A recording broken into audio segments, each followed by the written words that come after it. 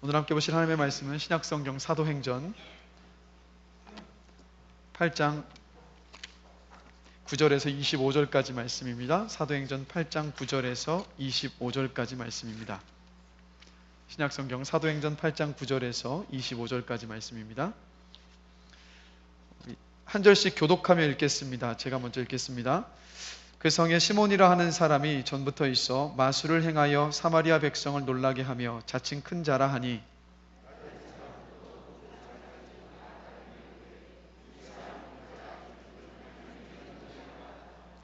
오랫동안 그 마술에 놀랐으므로 그들이 따르더니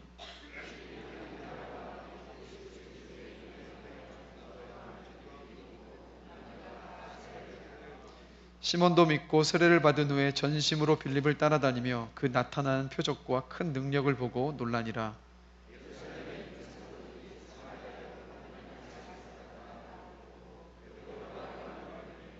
그들이 내려가서 그들을 위하여 성령 받기를 기도하니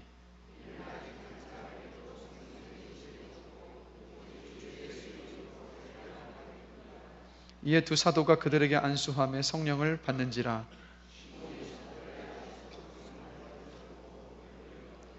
이르되 이 권능을 내게도 주어 누구든지 내가 안수하는 사람은 성령을 받게 하여 주소서 하니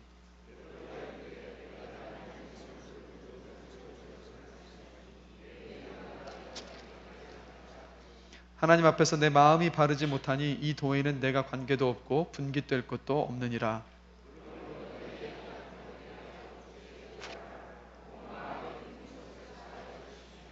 내가 보니 넌 악독이 가득하며 불의에 매인 바 되었도다.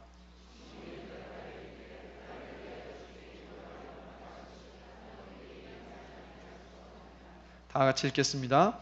두 사도가 주의 말씀을 증언하여 말한 후 예루살렘으로 돌아갈새 사마리아인의 여러 마을에서 복음을 전하니라. 아멘. 자리에 앉으시겠습니다.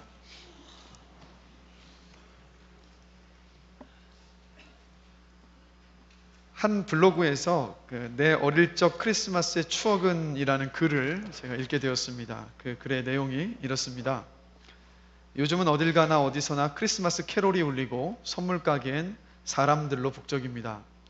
내 어릴 적 크리스마스의 추억은 우리가 어릴 적 한 번쯤은 다 교회를 다닌 적이 있을 것입니다. 그 당시엔 다들 어려운 터라 크리스마스 이브날 교회를 가면 먹을 것을 많이 나누어 주었기 때문에 간 적도 있습니다. 이브날 밤이면 어김없이 연극도 하고 장기자랑도 하고 또 한 가지 중요한 것은 공식적인 외박날이라고나 할까요? 유일하게 집에서 허락하는 외박날, 하루 집을 떠나서 친구들과 놀 수 있는 날, 크리스마스 이브를 1년씩이나 기다리기도 했답니다. 이브날 밤 친구들이 모여 새벽송을 돈다고 하여 고요한 밤 거룩한 밤을 부르며 이 집 저 집 대문 밖에서 노래를 부르면 먹을 것을 잔뜩 가지고 나와 큰 자루에 과자를 잔뜩 부어주었던 것이 기억납니다. 라는 블로그의 내용이었습니다. 여러분들은 어떠십니까? 크리스마스 하면 어떤 추억들을 가지고 계십니까? 아마 조금 전에 읽어드렸던 이 블로거의 그런 비슷한 추억들을 다들 가지고 계실 것이라고 생각을 합니다. 저도 가만히 나는 어떤 크리스마스의 추억을 가지고 있을까 돌아보니까 저도 역시 비슷하더라고요. 한 가지가 또 기억에 남는 것이 어떤 거냐면 제가 그때 초등학교 4학년인가 5학년으로 기억을 하는데 이 무선으로 조종하는 자동차 아시죠? RC카. 그게 너무 갖고 싶어서 그 일단 부모님에게 선물로 좀 당당하게 크리스마스 선물로 사달라고 요구를 하고 그 다음에 내심 마음으로는 어떻게 기다리고 있었냐면 산타클로스가 크리스마스 날 아침이 되면 머리맡에 반드시 이 선물을 갖다 놓을 거다. 그렇게 철석같이 믿고 있었어요. 근데 크리스마스 날 아침이 되어 보니까 아무것도 없더라고요. 그래서 그때 어린 마음에 저는 알았습니다. 산타클로스는 없다. 이게 이제 제 크리스마스의 한 가지 추억이에요. 근데 제가 이제 가만히 돌아보면서 크리스마스 하면 이런 추억들을 우리가 다 한 가지씩 가지고 있는데 근데 참 이상한 것은요. 크리스마스는 어떤 날입니까? 예수님의 생일이에요. 예수님께서 태어나신 날이에요. 근데 저와 여러분들이 가지고 있는 크리스마스의 좋은 추억들은 사실 예수님의 태어나신 일과는 관계없는 추억들이 더 많은 것 같습니다. 오히려 우리는 크리스마스가 되면 예수님께서 나를 위해서 이 땅에 태어나신 날이지 않습니까? 나 같은 죄인을 위해서 십자가에 못 박혀서 죽으시기 위해서 그리고 부활하시기 위해서 태어난 날이 이 크리스마스인데 우리는 정작 예수님 때문에 기뻐하기보다는 선물 때문에 들떠있고 또 캐롤송 때문에 흥겨워하고 또 24일이면 화이트 크리스마스가 되길 기대하는 마음으로 하얀 눈이 내릴 것을 기대하는 이 크리스마스의 주인공보다는 다른 것에 마음을 빼앗기며 거기에서 추억을 쌓을 때가 참 많은 것 같습니다. 저는 그래서 바람이 어떤 것이냐면 이번 크리스마스만큼은 여러분들이 예수님 때문에 기뻐할 수 있는 시간이 되었으면 좋겠어요.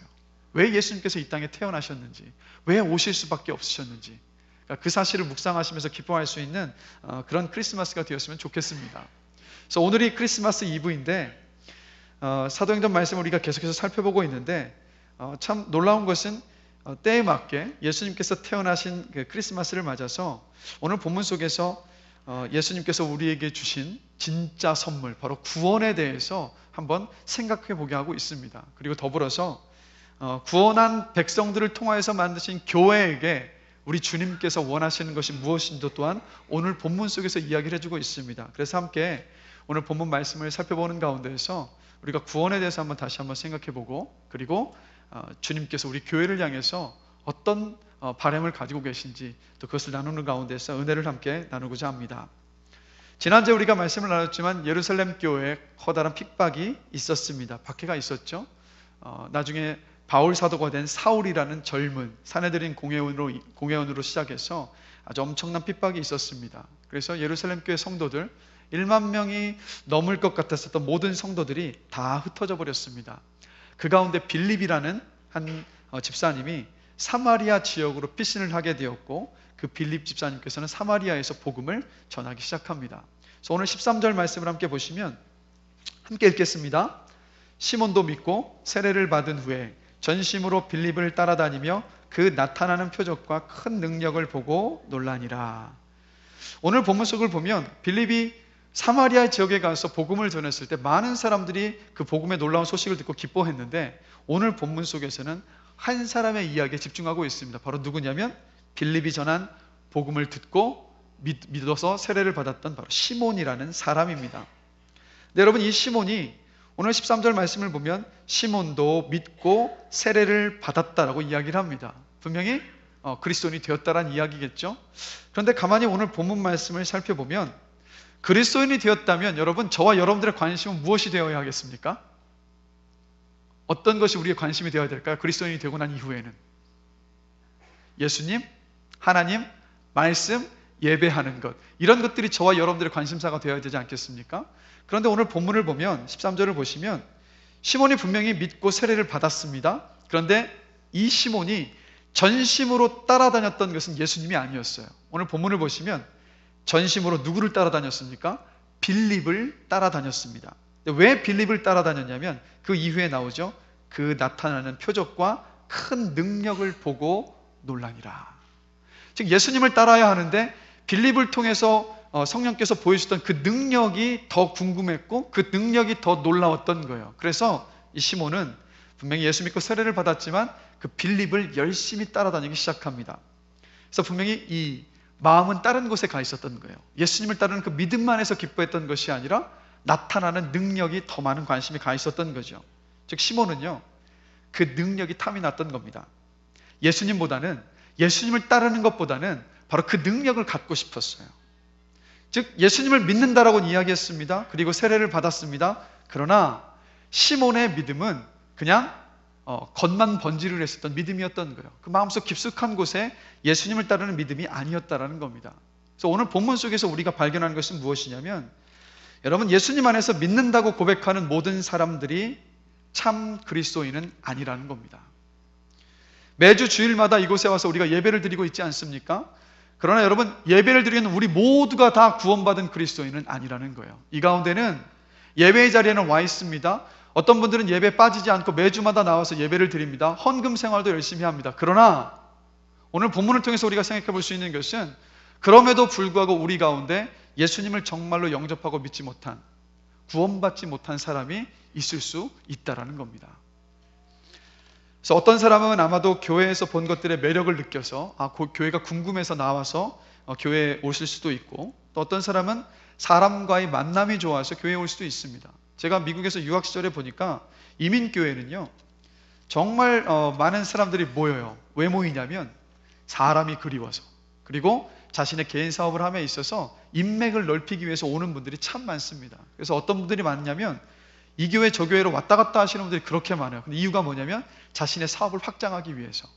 그런 이유로 교회를 나오시는 분들이 계시죠.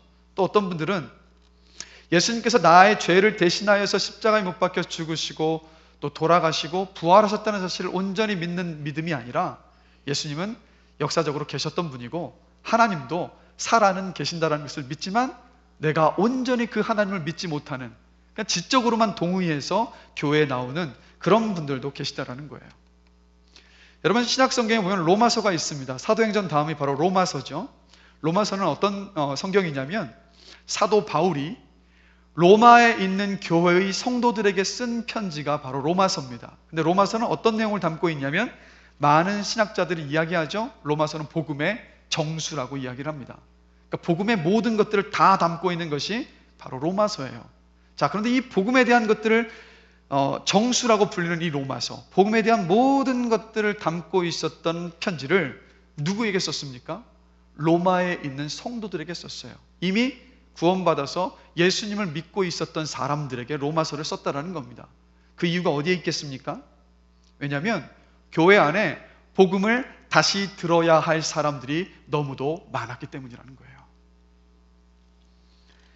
여러분, 예배에 빠지지 않고 나오지만 예수님을 믿지 않는 사람들이 교회 안에 많습니다. 그런데 안타까운 것은 무엇이냐면 함께 나와서 예배를 드리고 있기 때문에 그냥 우리는 생각하는 거예요. 이 사람은 구원받았다고. 그래서 어느 누구도 그 사람에게 복음을 전하지 않습니다. 그럼 어떤 일이 벌어지냐면 한평생 복음을 듣지 못한 채 그렇게 종교적으로 예배의 자리에 왔다가 그렇게 주님 앞에 서게 될 날이 다가올 수도 있다라는 거예요. 그래서 여러분, 정말 필요한 것이 무엇인지 아십니까? 중요한 것이 무엇인지 아십니까? 우리는 매주 복음을 들어야 한다라는 거예요. 그래야지만 그 가운데에서 정말 아직까지 주님을 알지 못하는 사람이 주님을 믿고 영접해서 구원받는 놀라운 믿음의 역사, 구원의 역사가 일어난다라는 겁니다. 그래서 하나님께서 정말 원하시는 것이 어떤 것이냐면 이 자리에서 예배를 드리고 있는 우리 모두가 한 사람도 빠짐없이 구원받는 것, 한 사람도 빠짐없이 예수 그리스도께서 나의 죄를 위해서 십자가에 못 박혀 죽으셨고 부활하셨다는 사실을 믿는 그 믿음의 자리에까지 가게 되는 것, 그것이 주님께서 바라시고 원하시는 것이라는 겁니다. 더불어 저의 간절한 마음이기도 합니다. 저는 이 자리에 계신 분들 정말 한 분도 빠짐없이 정말 예수님을 뜨겁게 생생하게 만나시게 되시기를 전 주님의 이름으로 간절히 기도합니다. 그래서 여러분, 이제부터 한번 본문 속에서 도대체 구원받은 믿음이 어떤 것일까? 그것에 대해서 함께 생각을 해보려고 합니다. 먼저 여러분, 구원받았다는 것은 어떤 것이냐면 내 인생을 책임져 주시는 분이 하나님이시라는 것을 믿는 것이 바로 구원받은 믿음입니다. 빌립이 전도했었던 내용이 어떤 것이냐면 12절을 함께 보실까요? 우리 함께 읽어보겠습니다. 빌립이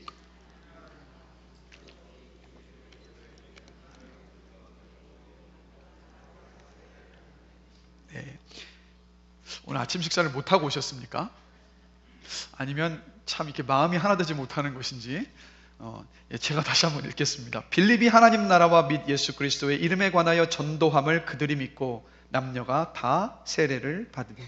즉 빌립이 전했던 복음은 어떤 복음이냐면 하나님 나라와 예수 그리스도의 이름이었습니다. 하나님 나라는 무슨 뜻이냐면 하나님께서 다스리시는 나라를 이야기해요. 그리고 예수 그리스도의 이름의 의미는 뭐냐면 예수님이 저와 여러분들을 구원하여 주신 구원자이시고 그리고 동시에 저와 여러분들의 인생의 주인이요 왕이라는 것, 그게 바로 예수 그리스도라는 이름의 의미입니다. 즉 빌립이 전했었던 복음이 무엇이겠습니까? 다른 것이 아니라 예수님께서 이 땅에 오신 이유는 바로 저와 여러분들의 주인, 인생의 주인, 왕이 되시기 위해서 오셨습니다라는 것을 빌립이 전하고 다녔던 겁니다. 여러분 한번 생각해 보십시오. 우리가 인생을 살아가면서 어렵고 두렵고 힘든 이유가 어디에 있겠습니까? 우리 앞에 인생길이 뭔지를 모르기 때문이에요. 그러나 우리 인생을 이끌어주시는 여호와 하나님, 그 예수님께서 우리의 왕이 되심을 믿고 있을 때는 우리는 그 주님 때문에 인생 앞에 닥쳐올 것 때문에 염려하지 않아요. 왜요? 그 주님께서 인도해 주실 것을 믿고 있기 때문에 그 주님을 붙잡고 바라보면서 그저 오늘 하루 맞이한 그 하루하루를 주님의 말씀을 따라서 성실하게 살아갈 뿐입니다. 그래서 많은 그리스도인들, 특히 정말로 구원받은 그리스도인의 삶 속에서 나타나는 모습이 무엇이겠습니까? 두려움이 아니라 바로 평안함이라는 거예요. 인생의 수많은 파고 속에서도 주님께서 내 왕이 되시고 주인이 되셨다는 그 사실 때문에, 내 인생을 책임져 주시고 이끌어 주신다는 그 믿음 때문에 평안함 가운데서 그 인생을 살아갈 수 있다는 겁니다. 이 자리에 계신 분들이 그 평안함 속에서 인생을 걸어갈 수 있게 되시길 주님의 이름으로 간절히 기도합니다. 즉 빌립이 그것을 전했다라는 거예요. 그래서 여러분, 예수님께서 저와 여러분들의 왕이시라는 의미가 어떤 의미인지 아십니까? 여러분, 왕이 하는 일이 무엇입니까? 왕의 백성들을 먹이고 입히고 보호하여 주고 그들을 인도하는 게 왕의 역할이에요. 그래서 예수님께서 저와 여러분들의 왕으로 오셨습니다. 예수님께서 저와 여러분들의 우리의 인생의 왕이신다는 고백의 의미는 어떤 것이냐면 바로 그 주님께서 저와 여러분들의 인생을 책임져 주시고 인도하여 주시겠다라는 거예요. 그래서 예수님을 믿는 믿음은 어떤 믿음이냐? 구원받은 믿음은 어떤 믿음이냐? 하나님께서, 예수님께서 저와 여러분들의 인생을 책임져 주시고 이끌어 주시고 인도하여 주신다는 그 믿음을 이야기합니다. 여러분, 정말 그 믿음 안에 있으십니까? 하나님께서 여러분들의 인생을 책임져 주시고 지금도 변함없이 이끌어 주시고 계시다라는 것을 믿으십니까? 그 믿음 안에 우리가 있어야 하는 거예요. 그게 바로 정말 구원받은 자의 믿음입니다. 그래서 우리가 해야 할 일은 무엇이냐면 바로 그 주님을 신뢰하는 거예요. 그 주님을 믿는 거예요. 그런데 여러분, 이 시몬이라는 사람은요, 사실 예수님을 민도라고 이야기했고 세례를 받았지만 인생을 책임져 주시는 그 왕이신 하나님을, 예수님을 온전히 믿지 않았던 사람입니다. 자, 9절 말씀을 보시면 시몬이 어떤 사람인지를 아주 자세하게 보여주고 있는데 누구냐면 바로 마술사였습니다. 뭐 이렇게 바닷가나 여기 가서 이런 마술이 아니라 뭔가 하여튼 뭔가 좀 더 신비한 어떤 글들을 펼쳤었던 그런 마술사였던 것 같아요. 그런데 이 사람이 자신이 가지고 있었던 그 마술 때문에 사람들에게 인정을 받았고 사람들에게 존경을 받았고 또 그로 인하여서 재물까지 모았었던 사람입니다. 그래서 9절을 보시면 이 시몬이 스스로를 어떻게 여겼냐면 자칭 큰 자로 여겼어요. 한번 생각해 보십시오. 마술을 막 벌이니까 사람들이 환호합니다. 사람들이 따라오기 시작합니다. 그로 인하여서 어떤 재물들도 모이기 시작하니까 스스로가 굉장히 마음이 높아졌던 거예요. 그래서 그 마음 안에 이런 생각이 있었던 거죠. 인생 정말 내가 원하는 대로 내 뜻대로 다 할 수 있다라는 것. 그러다가 그런 자신감 속에서 살아가고 있었던 이 시몬이 사마리아 땅에서 누구를 만나게 되냐면 빌립을 만난 거예요. 근데 가만히 보니까 빌립이 자기가 보여줬던 능력보다 더 놀라운 능력들을 계속해서 보여줬던 거예요. 빌립의 능력은 어떤 능력이었습니까? 성령께서 함께 하셔서 복음이 전해졌을 때 믿지 않았던 사람들이 주님을 믿고 돌아오는 일, 병든 자가 낫는 일, 귀신을 내어쫓는 그 일들을 시몬이 보게 된 거예요. 그것을 보자마자 시몬이 놀란 겁니다. 어떻게? 나보다 더 큰 능력을 저 사람이 가지고 있을 수 있는 것인가? 그래서 다가온 거예요. 도대체 무엇으로 인하여서 그 능력이 나왔는지 궁금해지기 시작했는데 빌립이 전하는 말씀을 가만히 듣고 보니까 예수님 때문인 것을 알았던 거예요. 그래서 시몬이 나도 예수님을 믿겠습니다. 그리고 세례를 받았던 겁니다. 즉 시몬의 마음은 어디에 있었냐면 주님을 따르고 주님을 내 인생의 왕으로 섬기면서 주님 앞에 인생을 모든 것을 맡기며 그 길을 걸어가는 것에 관심이 있었던 것이 아니라 주님으로 인하여서 나타났던 그 능력, 그것이 갖고 싶었던 거예요. 여전히 내 삶, 내 뜻대로 내가 원하는 대로 내가 얻고자 했던 것들, 인생의 모든 사람들에게 받았었던 명예와 모든 인기들을 여전히 누리고 싶었던 그 욕심이 시몬의 마음 안에 깊이 도사리고 있었던 겁니다. 그러나 겉으로 봤을 때는 구원받은 그리스도인 것처럼 보였던 거예요. 그런데 이 모습이, 이 시몬의 이 속내가 언제 훤히 드러나냐면 바로 18절과 19절 말씀을 보시면 이 사마리아 땅에 복음이 전해졌다는 소식이 예루살렘 교회에 전해졌습니다. 그러자 예루살렘 교회 지도자였던 베드로와 요한이 정말인지 확인하고자 사마리아 땅으로 내려오게 됐어요. 근데 가만히 내려와서 보니까 그들에게 이제 이 베드로와 요한이 안수해서 기도를 합니다. 무슨 일이 벌어졌냐면 성령께서 임하는 사건이 벌어졌어요. 그래서 이 18절과 19절을 보시면 성령께서 임하셨다는 것을 눈으로 확인할 수 있다라고 이야기하면서 어떤 일이 벌어졌는지는 이야기하지 않고 있습니다. 그러나 우리가 미루어 짐작해 보면 오순절날 마가의 다락방에 있었던 유사한 일들이 사도들이 손을 얹어 사마리아 그리스도인들에게 기도했을 때 벌어졌던 거예요. 아마도 방언으로 말하기 시작했을 겁니다. 외국어로. 자, 그 모습을 보자 시몬이 더 충격을 받았습니다. 빌립보다 더 놀라운 능력을 베드로와 요한이 지금 보여주고 있었던 거예요. 그러자 빌립이 베드로를 향하여서 이렇게 이야기합니다. 돈을 주면서 말하는 것이 19절에서 무엇이라 이야기하냐면 당신이 보여줬던 권능을 내게도 주어서 누구든지 내가 안수하는 사람을 성령을 받게 하여 주십시오라고 당당하게 돈을 주면서 요구합니다. 즉 시몬의 생각에 무슨 생각을 가지고 있었습니까? 돈으로 그 능력을 살 수 있다라고 생각을 하는 거예요.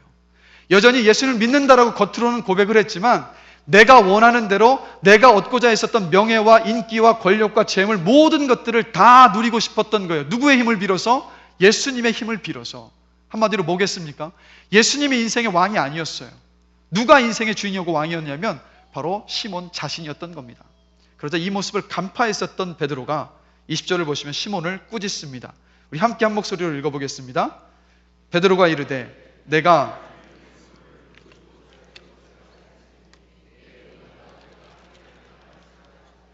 계속해서 읽습니다. 21절 하나님 앞에서 내 마음이 바르지 못하니 이 도에는 내가 관계도 없고 분깃될 것도 없느니라. 하나님께서 주셔야 할 것까지도 자기 마음대로 돈을 가지고 얻을 수 있을 것이라 생각했었던 사람, 자칭 큰 사람, 바로 그가 시몬이었습니다.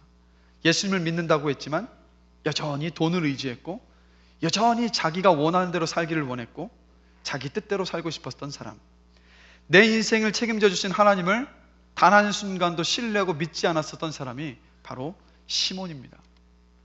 제가 이 말씀을 준비하다가 어떤 책 속에서 재미있는 그러나 정말 씁쓸한 대한민국 그리스도인의 통계를 제가 보게 되는데 어떤 통계냐면 여러분 한국교회 그리스도인들의 40%가 연초가 되면 점집을 다닌다고 합니다. 그래서 이 분들에게 왜 점을 보러 다니십니까? 라고 물어보니까 답변이 어떻게 돌아왔냐면 하나님을 믿는데 답답해서 점집에 간다고 합니다. 참 답답하죠. 하나님께서 이 사람들 보시면 억장이 무너지실 것 같아요. 그러면서 그 책에서 더 재밌는 이야기를 읽게 됐는데 어떤 얘기냐면 어떤 목사님 어머니가 점집을 다니셨다고 합니다. 근데 이 어머님이 점집에 가셔서 점을 치는데 점괘가 계속 안 나와요. 너무 답답한 거예요. 점괘를 좀 받고 싶은데 이분도 참 답답하셨나 봐요. 그 아들 목사님이 보면 얼마나 답답하셨을까요? 그래서 이 어머니가 생각하기에 복채가 모자라서 그래서 점괘가 안 나온다고 생각을 하고 점장이한테 복채가 부족하냐고 내가 더 줄 테니까 점괘 좀 달라고 얘기를 합니다. 그랬더니 점장이가 뭐라고 이야기하냐면 아주머니 이 복채가 적어서가 아니라 점괘가 이상하게 아주머니 건 안 나와요. 이렇게 얘기를 하는 거예요. 그러니까 이제 어머니가 이 어머님이 도대체 이유가 도대체 뭔데 그러는 겁니까? 그러니까 점장이가 이렇게 이야기하는 겁니다. 내가 보니까 당신은 아주 큰 신이 당신을 붙잡고 있어요. 그래서 우리 같은 작은 신은 그 점괘가 그 앞에서 나오질 않아요. 이렇게 얘기를 하던 거예요. 이 아주머니가 이 점쟁이의 말에 은혜를 받았습니다. 그래서 그 주에 교회에 가서 함께 신앙생활하는 성도들한테 은혜 받은 것을 간증을 하는데 어떤 간증을 했냐면 이런 간증을 한 거예요. 내가 점을 보러 갔더니 글쎄 나를 큰 신이 붙잡고 있어가지고 점괘가 안 나오는 거야. 그러면서 그 다음 말이 놀랍습니다. 하나님이 계시긴 계셔. 우스운 이야기지만 이게 한국교회 현실이라는 겁니다. 혹시 이 자리에 연말연시가 됐는데 혹시 점집에 가시는 분들이 계십니까? 아니면 새 자동차를 사시면 명태에다가 명주실을 감으시고 트렁크에 넣어두시거나 핸들에 이렇게 묶어두시는 분이 계시진 않으십니까?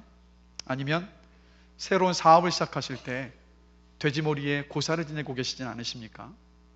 여러분 크리스마스를 맞이해서 우리의 신앙과 믿음을 점검할 수 있기를 원해요. 여러분 예수님께서 크리스마스에 태어나신 이유는 저와 여러분들의 인생의 주인, 왕이 되시기 위해서 오신 날입니다. 그 말은 뭐겠습니까? 예수님께서 저와 여러분들의 인생을 책임져 주시고 인도하여 주시기 위해서 이 땅에 오셨다라는 거예요. 여러분 크리스마스를 맞이해서 저와 여러분들이 예수님께서 우리의 인생의 주인이고 왕이 되셔서 우리의 인생을 책임져 주시고 보호하여 주시고 인도하여 주신다는 그 믿음의 자리에 다시 한번 서게 되시기를 주님의 이름으로 간절히 축원합니다. 그래서 이번 주간에 제가 한 성도님께 전화 신방을 하다가 이 성도님께서 고민을 털어놓으시더라고요. 어떤 고민이냐면 그러니까 일이 뭔가 좀 잘 풀리지 않으셔서 가장으로서 어떤 경제적으로 뒷받침을 잘 못하니까 마음에 너무 힘들고 좌절과 낙심이 되신다는 거예요. 그러면서 참 힘들어서 해소하기 위해서 막 이리저리 막 발버둥을 쳐보지만 방법이 마땅치 않은 거예요. 그런데 이 성도님께서 그렇게 막 자신의 어떤 답답한 사정을 이야기하시다가 끝에 이런 말씀을 하시는 거예요. 그런데 그때마다 좀 하나님을 붙잡게 됩니다. 이상한 것은 하나님을 붙잡으면 다시 힘이 나더라고요. 그 힘으로 살아갑니다 하면서 전화성으로 들어오는데 남자분이셨는데 울먹울먹거리는 것이 전해져 왔어요. 그 울먹이는 그 울음소리에 저도 눈시울이 핑 돌더라고요.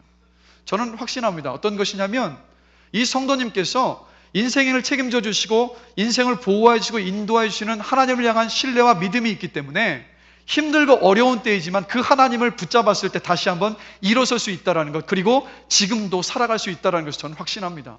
그리고 더 한 가지 제가 확신한 것은 무엇이냐면 이 성도님께서 내 인생을 책임져 주시고 인도해 주시는 여호와 하나님을 끝까지 놓지 않고 붙잡고 믿음 안에 서 있으면 하나님께서 그 인생을 반드시 책임져 주시고 열어 주실 것이다라는 거예요. 우리는 예수님을 통하여서 그 믿음을 가지고 이 땅을 살아가는 사람들입니다.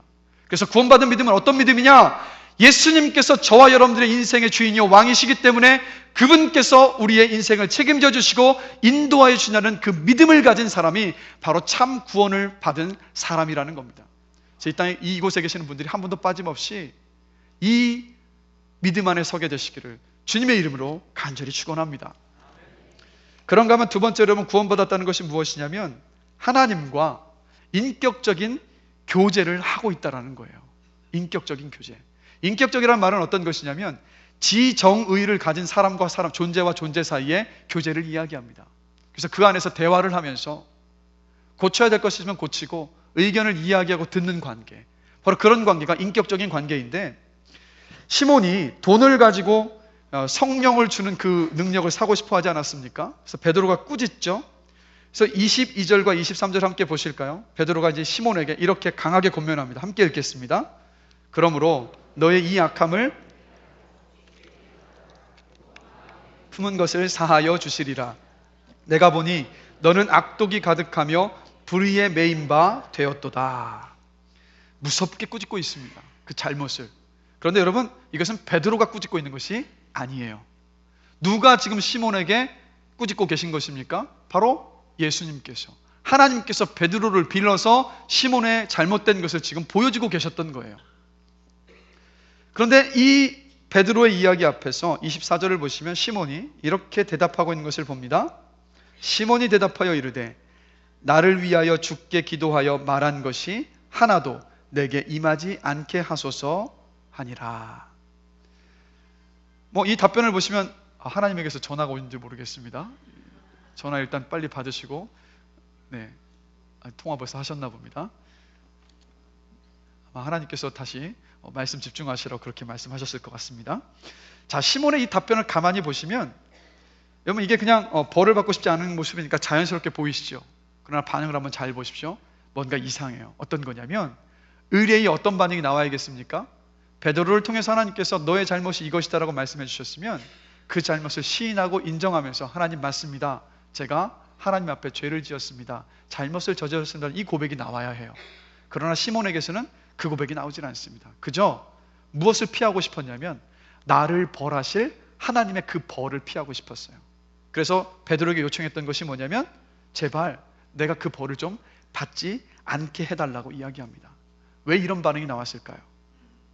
여러분, 정말 하나님을 인격적으로 만난 그리스도의 반응은 어떤 반응이냐면 하나님께서 말씀을 통해서 나와 함께 신앙생활하는 믿음의 성도들을 통하여서 나의 어떤 잘못된 것을 보여주셨을 때 정말 하나님을 온전히 믿는 그리스도인들의 반응은 어떤 반응이냐면 하나님께서 말씀을 통해서 이분을 통해서 나를 바로잡아 주시려고 하시는구나 라는 반응이 가장 건강한 그리스도인의 반응인 거예요. 바로 그것이 하나님과 그리스도인 사이의 인격적인 교제입니다.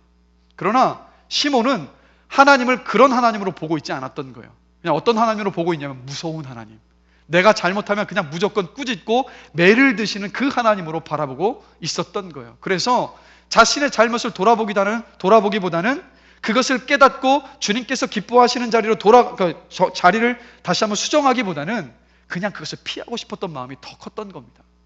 여러분, 누가복음 15장을 보시면 아버지의 재산을 받아서 세상에 나갔다가 다 탕진하고 돌아온 탕자의 이야기가 나옵니다. 아버지가 돌아가시지도 않았는데 그 유산을 달라고 했으니까 이 둘째 아들은 폐륜합니다. 한마디로 정말 말도 안 되는 아들인 거죠. 그래서 밖에 나가서 그 유산을 미리 받은 다음에 다 탕진했습니다. 뭐 방탕하게 다 쓴 거죠. 그러다가 거지가 됐습니다.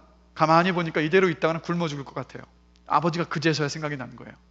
내가 아버지 집에 가서 그래도 마음의 양심은 있어서 그냥 종으로 살면서 밥 한 끼라도 내 이 생명이라도 연장하며 살아야겠다 싶은 마음에 아버지 집으로 돌아가지 않습니까?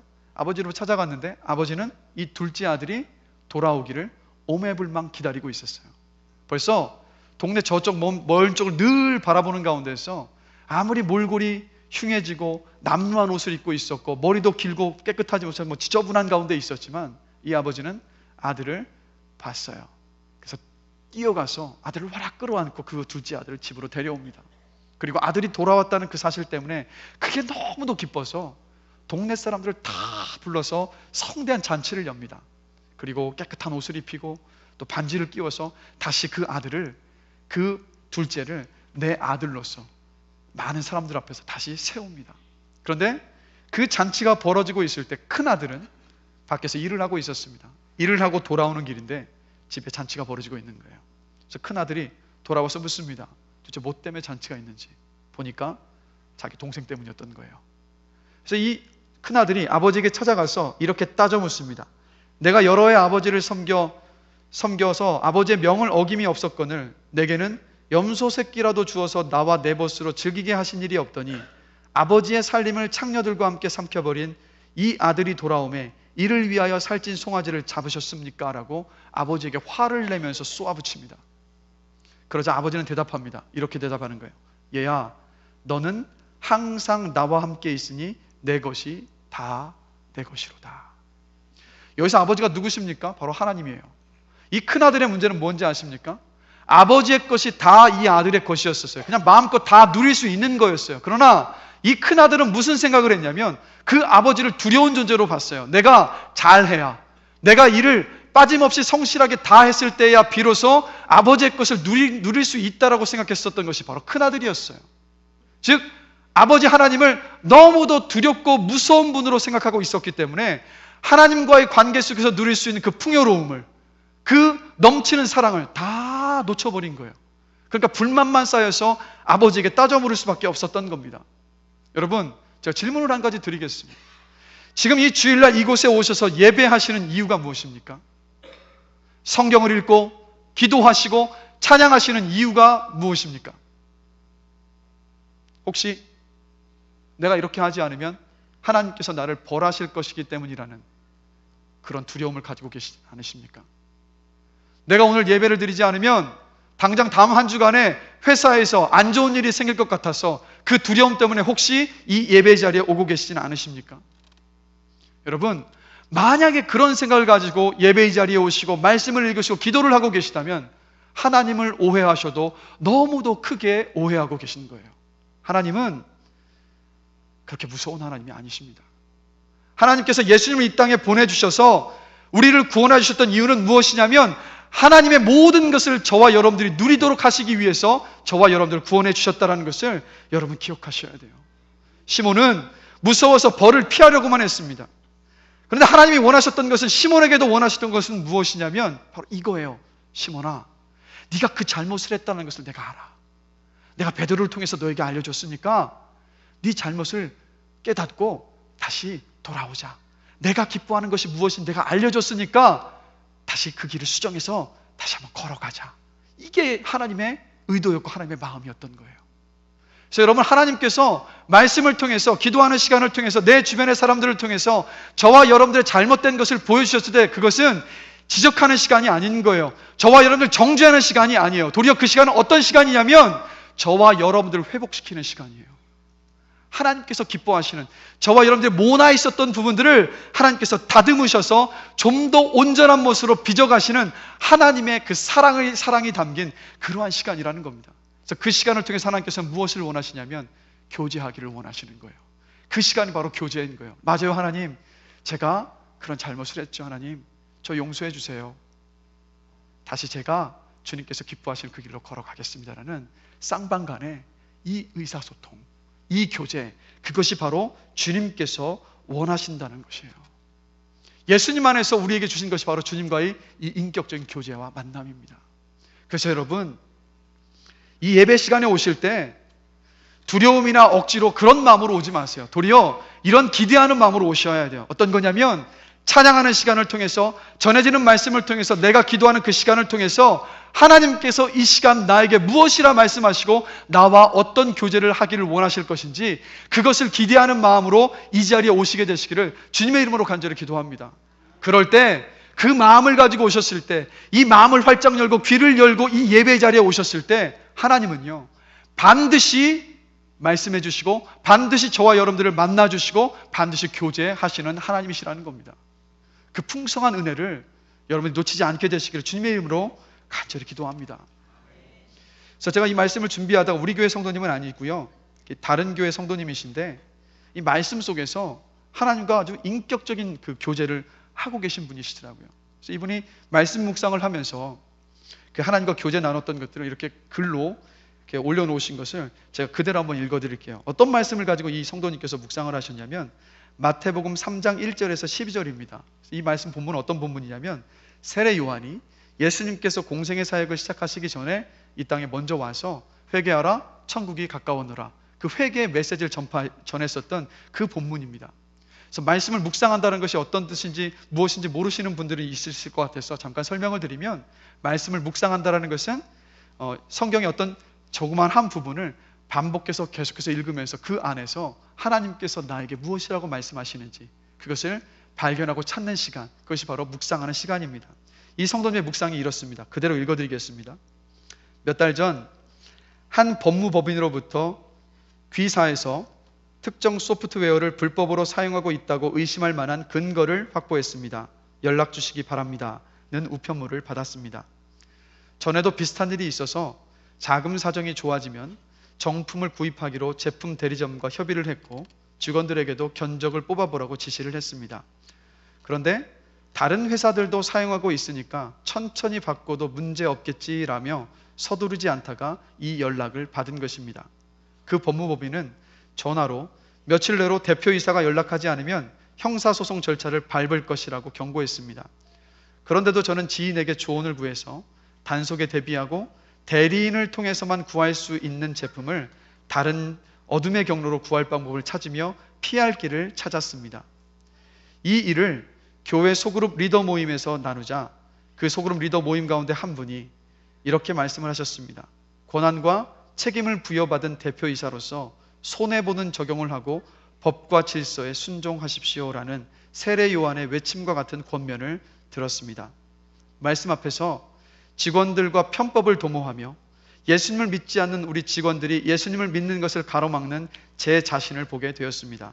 다음날 직원들 앞에서 잘못을 고백하고 소프트웨어 회사를 찾아가 지난 수년간 제품을 불법적으로 사용한 것을 시인했습니다.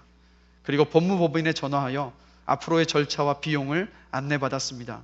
이미 물세례를 받고 교회에서 깨달은 말씀대로 적용하며 살겠다고 하면서도 조금이라도 환경이 허락되면 불법도 손쉽게 저지를 수 있는 죄인임을 보게 됩니다. 날마다 저의 죄를 직면하며 주의 길을 준비하고 성령이 도우시는 회개와 십자가의 죄사함이 절실히 필요함을 고백합니다. 이 성도님께서 말씀 안에서 하나님과 이 풍성한 교제 속에서 이런 고백을 하고 계셨던 거예요. 여러분, 다시 한번 말씀드립니다. 하나님은 말씀과 기도와 예배를 통해서 저와 여러분들과 함께 교제하기를 원하십니다. 그래서 제가 바라는 것은 우리 모두가 다 말씀과 기도와 예배하는 모든 시간들을 통해서, 심지어 주변의 믿음의 사람들과의 모든 만남과 교제 속에서 하나님과 풍성한 교제를 이루어갈 수 있게 되기를 주님의 이름으로 간절히 축원합니다. 그래서 조금 전에 읽어드렸던 이 성도님들의 고백이 우리 효민교회 성도님들의 고백이 되기를 원해요. 하나님과의 풍성한 교제 속에 있는 여러분, 이런 성도들이 많아지면 많아질수록 우리 교회는 정말로 건강한 교회, 튼튼한 교회, 세상 속에 빛이 되는 교회로 세워질 수 있습니다.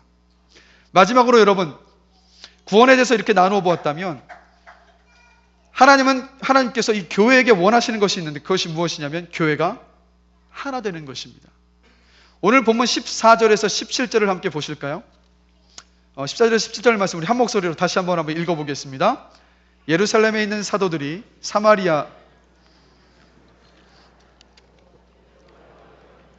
그들이 내려가서 그들을 위하여 성령 받기를 기도하니 이는 아직 한 사람에게도 성령 내리신 일이 없고 오직 주 예수의 이름으로 세례만 받을 뿐이더라.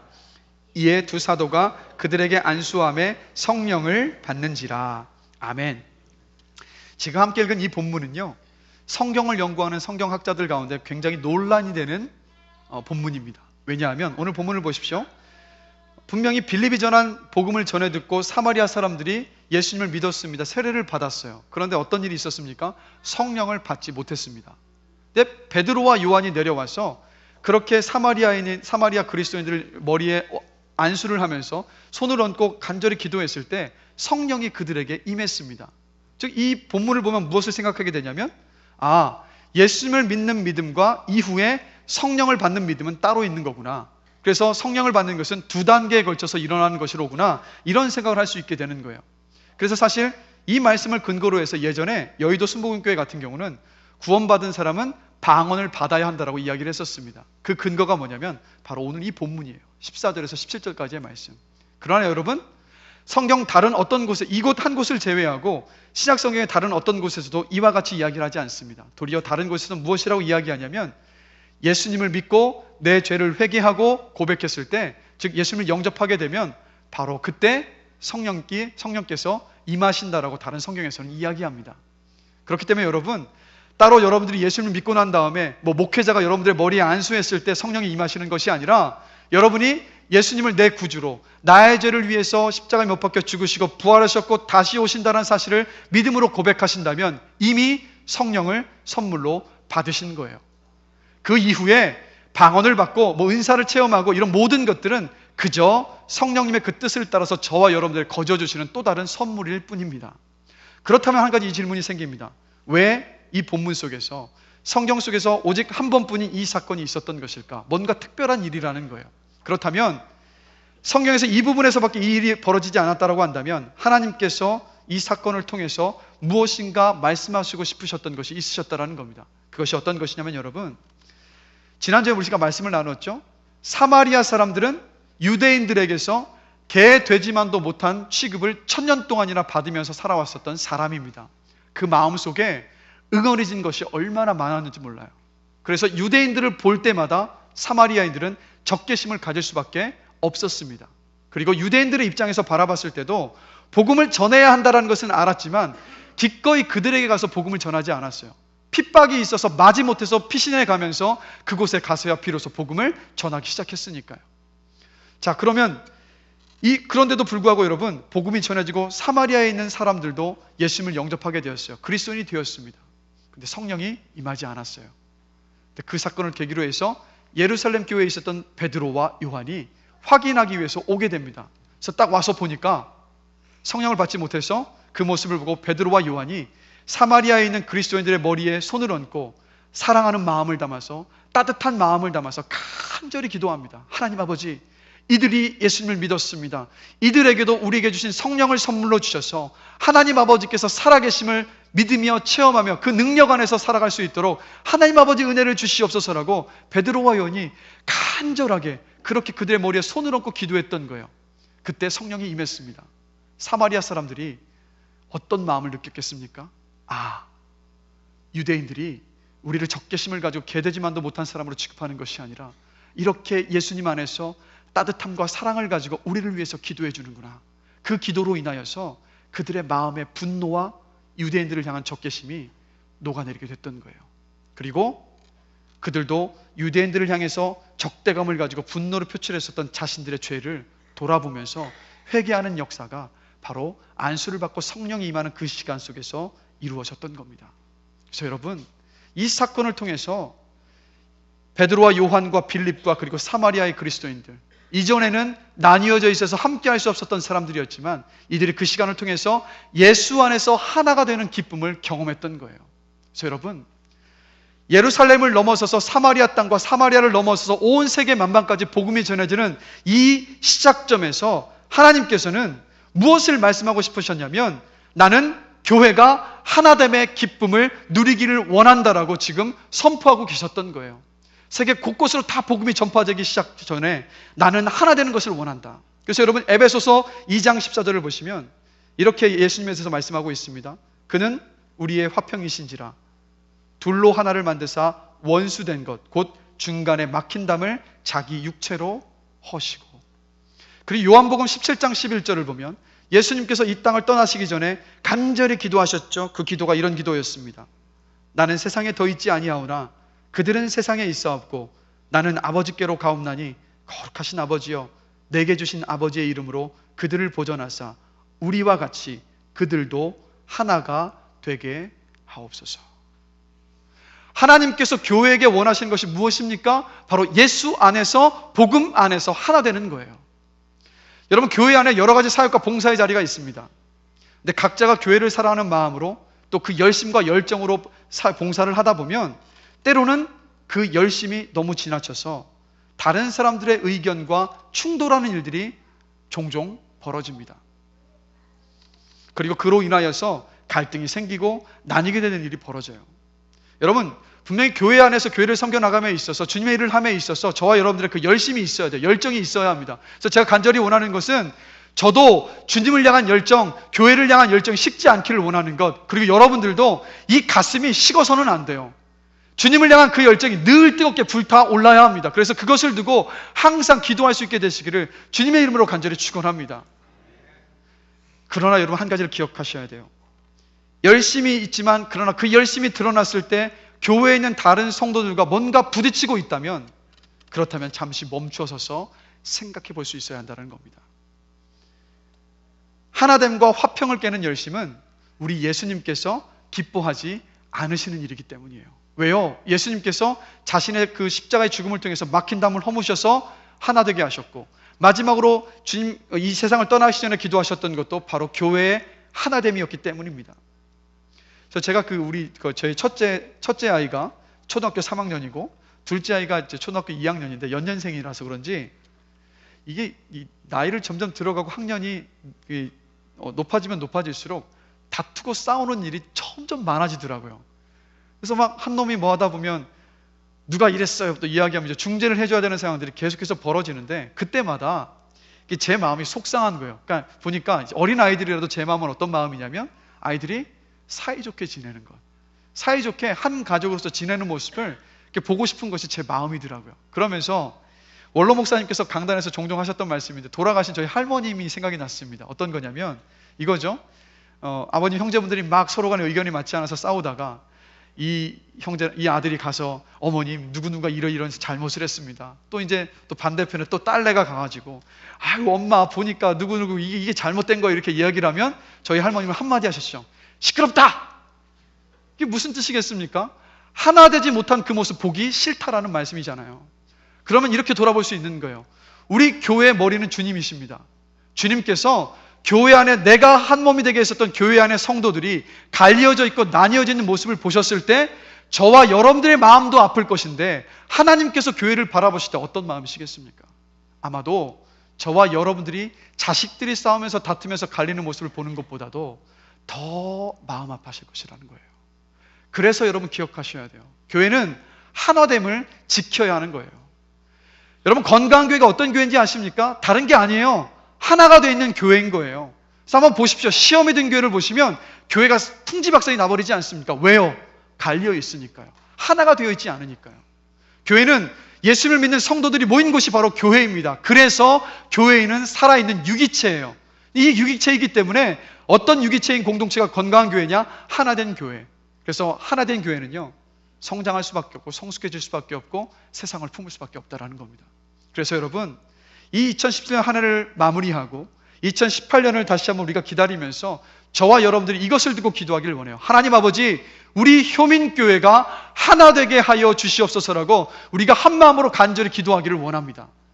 그래서 그 열매를 우리가 볼 때까지 기도하셔야 되는 거예요.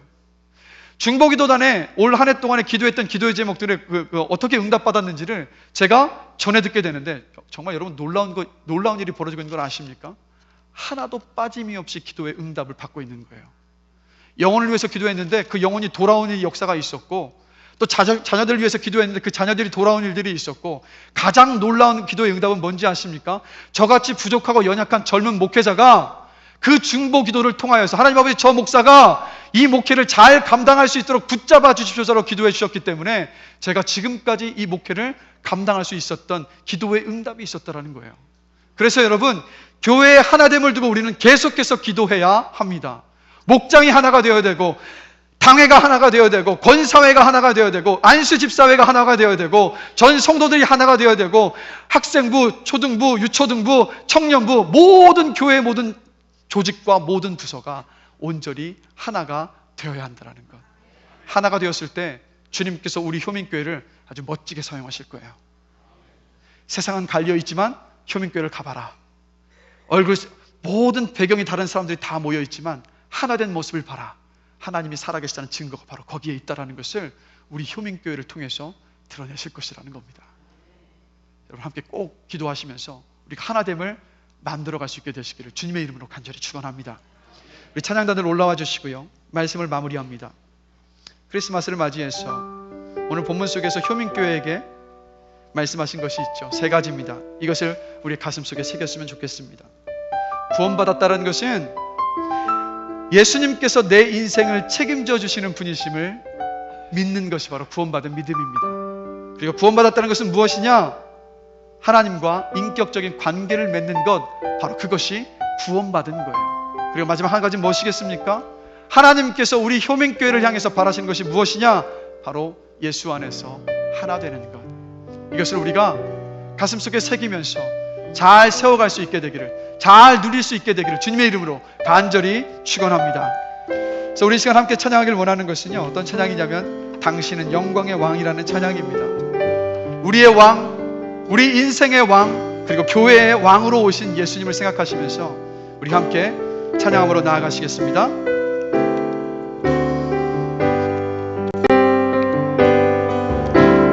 당신은 영광의 왕, 당신은 평강의 왕, 당신은 하늘과 땅의 주, 당신은 정의의 아들, 천사가 무릎 꿇고 예배하고 찬송하네. 영원한 생명 말씀, 당신은 예수 그리스도 주. 호산나 다윗의 자손께, 호산나 불러 왕 중의 왕, 높은 하늘의 영광은 예수 주 메시아. 다시 한번 고백합니다. 당신은 영광의 왕, 당신은 영광의 왕, 당신은 평강의 왕, 당신은 하늘과 땅의 주, 당신은 정의의 아들, 천사가 무릎 꿇고 예배하고 찬송하네. 영원한 생명 말씀,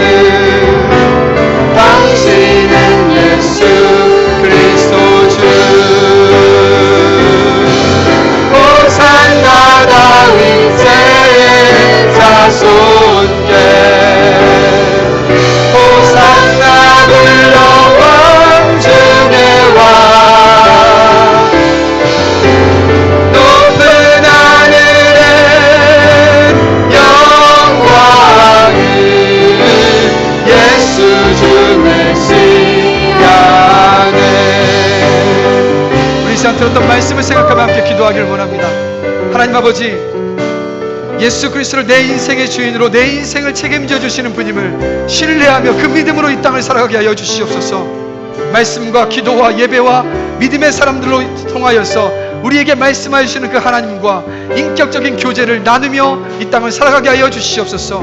하나님 아버지, 우리 효민교회가 하나 되게 하여 주시옵소서라고 이 시간 들었던 말씀을 생각하시면서 잠시 잠깐이지만 주님 앞에 기도함으로 나아가시겠습니다. 다 같이 기도하겠습니다. 호산나 불러 왕중의 왕, 높은 하늘의 영광을 예수 주 메시아네. 호산나 다윗의 자손께 호산나 불러 왕중의 왕, 높은 하늘의 영광을 예수 주 메시아네. 호산나 다윗의 자손께 호산나 불러 왕중의 왕, 높은 하늘의 영광을 예수 주 메시아네. 사랑과 은혜가 풍성하신 하나님 아버지, 크리스마스 이브를 맞이하여서 구원에 대해서 그리고 주님께서 우리 교회를 향하여서 무엇을 원하시는지 말씀을 통해서 나누게 하심에 감사합니다. 하나님 아버지, 우리 효민교회 성도들 한 분도 빠짐없이 예수님을 내 인생의 주인으로 고백하며 내 인생을 책임져 주실 그 주님을 붙잡으며 이 땅을 살아갈 수 있도록 주님 은혜를 베풀어 주시옵소서. 힘들고 어려운 때가 많은 인생이지만 그러나 내 인생의 왕으로 오신 그 주님을 붙잡을 때 우리가 그 주님 안에서 평안함을 누리며 또 이 땅을 걸어갈 수 있음을 믿음으로 고백하며 담대하게 이 땅을 살아갈 수 있는 귀한 은혜의 자리에 설 수 있도록 주님 붙잡아 주시기를 간절히 간구하며 주님 앞에 기도합니다. 또 하나님 아버지, 주님께서는 우리에게 늘 말씀과 기도와 예배의 시간을 통하여서 만나시고 교제하시기를 원하시는 하나님이심을 기억하게 하여 주시옵소서. 그래서 하나님을 두려워하는 믿음으로 벌벌 떨며 있는 것이 아니라 늘 주님과 대화하며 주님과 풍성한 교제 속에서 하나님의 인도함을 받으며 하나님께 주신 사랑과 그 은혜 속에서 머물게 부족함이 없도록 우리 사랑하는 성도님 주께서 붙잡아 주시고 은혜를 베풀어 주시옵소서. 또 더불어 간절히 주님 앞에 기도하는 것은 주님께서 교회를 향해서 원하시는 것은 바로 하나 되는 것이라는 것을 기억하기를 원합니다. 우리가 교회에 하나됨을 두고 간절히 기도하게 하시고 그로 말미암아서 우리 효민교회가 정말로 하나 되는 공동체로서 세워져서 주님 앞에 마음껏 쓰임받으며 이 세상의 빛의 사명들을 감당하기 부족함이 없도록 주님 역사하여 주시옵소서. 감사합니다. 예수 그리스도의 이름으로 기도드렸습니다. 아멘.